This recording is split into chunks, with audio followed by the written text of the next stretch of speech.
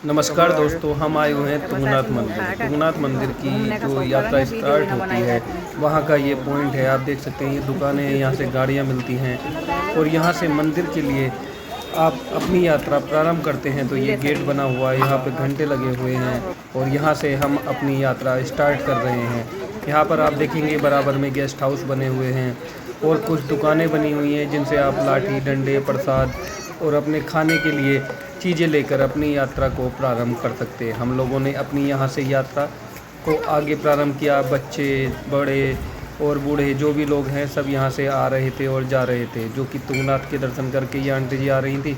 हम लोगों ने भी अपनी यात्रा का प्रारंभ किया और यहाँ से हम चलकर सीधे पैदल डंडों का सहारा लेकर मंदिर की ओर प्रस्थान कर चुके थे। और ये चंचल हैं और ये हमारे साथ में बच्चे हैं और ये घोड़ा खच्चर वाले इधर से आते हुए जो कि मंदिर के दर्शन कराकर भक्तों को लेकर आ रहे हैं। ये देखिएगा 1 साल 2 साल से 2.5 साल की बच्ची है जो कि डंडे के सहारे से चढ़ाई कर रही है पैदल ही। ये तुंगनाथ की हिस्ट्री में पहली बार देखने के लिए आपको मिलेगा। एक 4 साल 5 साल की बच्ची है और एक आपकी 2 साल की बच्ची है। जहाँ पर जाने से पहले बहुत जवान से जवान लोगों को भी परिश्रम करना पड़ता है। वहाँ पे एक देखिए 4 साल की बच्ची और एक 8 साल की बच्ची और एक ये हमारे साथ चल रही थी 2 से 2.5 साल की बच्ची जो कि इस वीडियो में दिखाई जा रही है। ये कुछ रास्ते को पैदल चलकर ही तय कर रही है और यहाँ पर सब लोग अपनी वीडियोग्राफी कराते हुए, क्योंकि यहाँ का जो नज़ारा है बहुत ही मनमोहक है। ये देखिएगा अपने पापा का हाथ पकड़कर 2 साल की बच्ची पैदल डंडे के सहारे से बाबा तुंगनाथ के दर्शन करने के लिए जा रही है।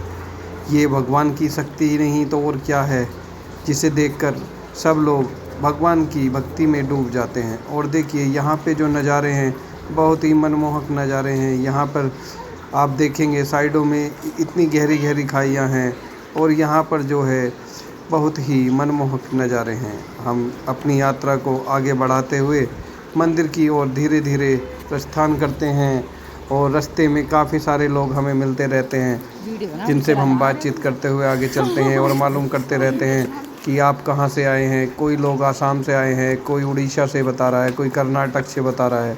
सब लोग यहाँ पर भगवान तुंगनाथ की यात्रा पर आए हुए हैं। और ये देखिएगा इधर की साइड का जो नज़ारा है बहुत ही मनमोहक है, मन को मोहने वाला है। यहाँ की जो प्रगति का नज़ारा है ऐसा है कि मन को मोह जाता है। और यहाँ पे देखिएगा कितने बच्चे हैं, छोटे छोटे बच्चे भी भगवान के दर्शन के लिए पैदल डंडों का सहारा लेकर मंदिर की ओर प्रस्थान करे हुए हैं। और यहाँ पर आप लोगों से मेरी विनती है कि आप सर्दियों के कपड़े लेकर ज़रूर आएँ, क्योंकि यहाँ सब मौसम में गर्मी हो या सर्दी हो, एक तो बरसात और दूसरा जो है ठंड का बहुत ही ज़्यादा प्रकोप रहता है। और ये देखिए घोड़े खच्चर वाले मंदिर के लिए घोड़ों को लेकर जाते हुए और यहाँ पर बैठे हुए भक्त के ऊपर से निकालने के लिए तैयार थे, जो कि साइड से बैठे हुए हैं। घोड़े खच्चर वाले यहाँ पर बहुत ही अपनी मनमानी करते हैं। यहाँ पर भी केदारनाथ की तरह घोड़े खच्चर वाले अपनी दादागिरी दिखाते हैं। और यहाँ पर एक बहुत ही मनमोहक नज़ारा है। यहाँ पर आप जब सर्दियों के मौसम में आते हैं तो यहाँ बहुत अच्छी बर्फ़ रहती है, जो कि इस दृश्य को और ही प्रतिभूत बना देती है। आप इस दृश्य का नज़ारा देखने के लिए बर्फ़ गर्मियों में और बर्फ़ का नज़ारा लेने के लिए सर्दियों में आएँ। इस टाइम पे गर्मियां हैं, जून का महीना है, तो यहाँ का नज़ारा ऐसा है एकदम चारों ओर हरियाली ही हरियाली है। और यहाँ पर बरसात भी लग जाती है और यहाँ पर आप देखेंगे चारों तरफ एकदम हरियाली ही हरियाली छाई हुई है। और हम लोगों ने यहाँ पर फ़ोटो शूट कराया और उसके बाद हम लोग भी बहुत थक चुके थे, हम भी विश्राम करते करते चल रहे थे। और हमने अपने बैग में खाने के लिए कुछ बिस्किट वगैरह और काफ़ी चीज़ें ली थी। यहाँ पर अब ये मैं बता रहा था 4 साल की जो बच्ची है, 6 साल की बच्ची है और एक 10 साल की 8 साल की बच्ची है। इन्होंने शॉर्टकट लेकर ये बहुत बड़ी गलती कर दी है और अब ये थक चुकी है। तो अब इसके पापा इसे अपने साथ पिट्ठू की तरह पीछे बैठा कर ले जाते हुए, ये देखिएगा ये इस अपनी बच्ची को पिट्ठू पे बैठा के ले जा रहे हैं। और देखिए ये जो 2.5 साल 2 साल की बच्ची थी, अब इसको भूख लगने लगी है पैदल चलते चलते, तो ये यहाँ पर बैठकर बहुत ऊंचाई है, 14,000 फीट की ऊंचाई बताई जा रही थी जो लिखा हुआ था। अब ये पता नहीं सच है या गलत है। तो ये बच्ची दूध पी रही है और फिर आगे चढ़ाई करेगी। और मौसम जो है वो बारिश का होने वाला है। ऊपर से बादल काले काले से होकर लग रहा है कि मेघा बरसने वाली है। ये देखिएगा चारों ओर मेघा का अद्भुत नज़ारा है जो कि बहुत ही मनमोहक है।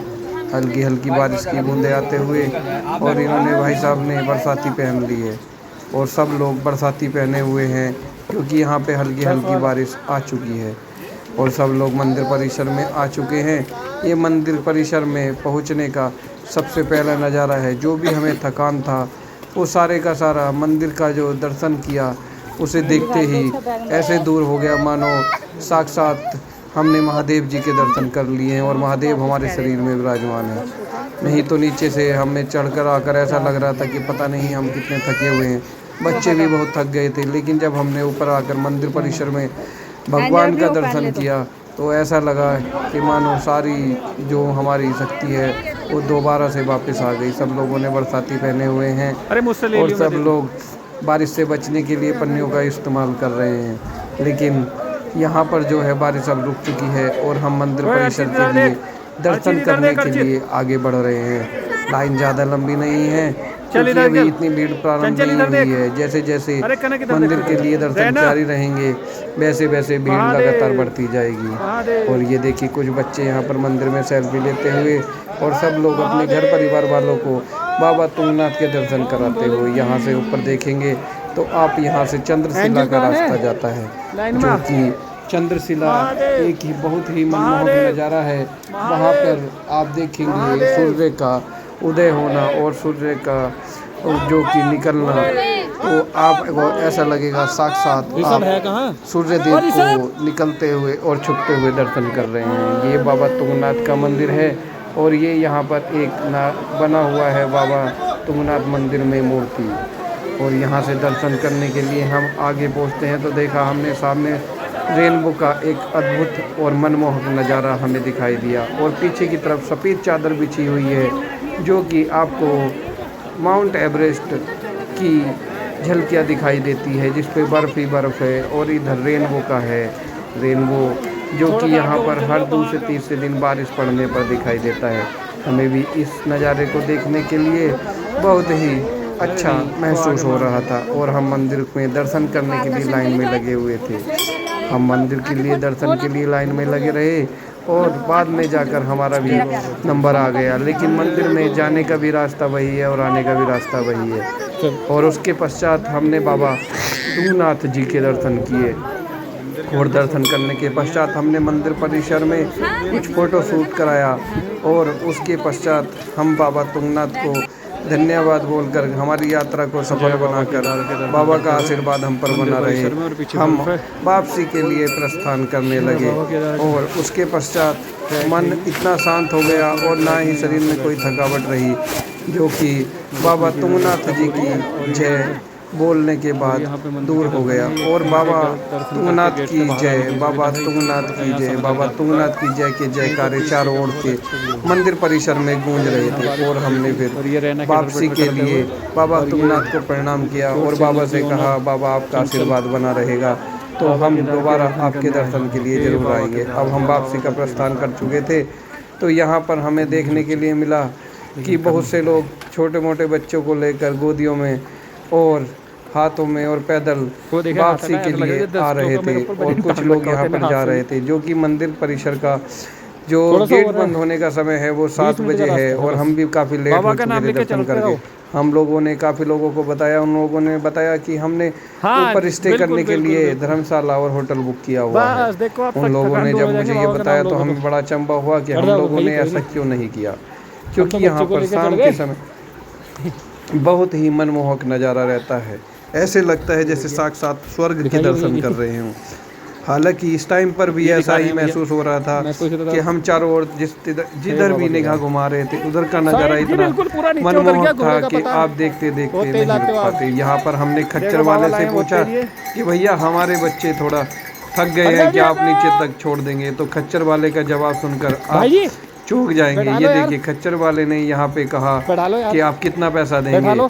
तो हमने कहा हम 500 देंगे, इन्होंने बोला 1200 रुपये लेंगे। इतना तो नीचे से भी नहीं लगता है। यहाँ पर खच्चर वाले भी अपनी मनमानी कर रहे थे। उसके पश्चात हमने फिर यही निर्णय लिया कि हमें अगर इतना ही देना था तो हम नीचे से ही आते। तो फिर हमने अपने बच्चों को गोद लिया और हम अपने बच्चों को गोद में लेकर पैदल उतरना स्टार्ट कर दिया। जब हम नीचे की ओर उतरते गए तो फिर हल्की हल्की बारिश की बूंदें हमारे ऊपर पड़ने लगी। ऐसा लग रहा था कि बाबा हमसे प्रसन्न होकर प्रसाद के रूप में हमें बारिश की बूंदों से मिला रहे हैं। उसके पश्चात यहाँ पर कुछ लोग जो है एक शिला से नीचे की ओर दर्शन कर रहे थे। मुझे बहुत ही घबराहट हुई और मुझे लगा इन्हें जाकर समझाना चाहिए, क्योंकि बारिश पड़ रही है तो हल्का सा भी पैर स्लिप होगा तो नीचे खाइए। हम लोग फिर तुरंत ही भागकर इनके पास जाने का प्रयास करते हैं और इन्हें समझा देते हैं। उसके पश्चात ये पीछे की ओर आते हैं। यहाँ पर जो नज़ारा है बहुत ही मनमोहक है। सब लोग यहाँ पर सेल्फी ले रहे थे। जब बारिश पड़ती है तो लोग बाग आकर इस हट में रुक जाते हैं और बारिश के बाद यहाँ से आगे मंदिर के लिए प्रस्थान कर देते हैं। और देखिएगा यहाँ का नज़ारा, देखिएगा कि आप कितनी गहराई है, फिर भी लोग यहाँ पर रिस्क लेकर फ़ोटो शूट करा रहे हैं। हालांकि मैंने ये यहाँ से दूर से इसको शूट किया है और जूम किया है, लेकिन आप देखिएगा कितना खतरनाक नज़ारा है। और यहाँ पे हमें एक बाबा दिखाई दिए जो ये थके हुए लग रहे थे। और यहाँ से ऊपर की ओर देखेंगे तो ये चंद्रशिला वाला रूट है। हमने सोचा इन बाबा से जाकर, ये थके हुए लग रहे हैं और देखिए इनका वेट भी बहुत ज़्यादा है। तो हमने इनसे 2-4 सवाल जवाब किए कि बाबा आप कहाँ से आए हैं, कौन हैं, क्या हैं और कहाँ जाएंगे। तो बाबा ने अपने जो विचार व्यक्त किए उन्हें सुनकर हमें बड़ा अच्छा लगा। बाबा जी ने मुझे बताया कि वो आए हुए हैं अमरोहा डिस्ट्रिक्ट से और यहाँ पर मंदिर के दर्शन किए हैं इन्होंने और उसके पश्चात ये अब वापसी कर रहे हैं। इधर का व्यू देखो। और इनके दर्शन बहुत ही अच्छे हुए हैं। हालांकि यहाँ पर पिट्ठू की सुविधा और घोड़े खच्चर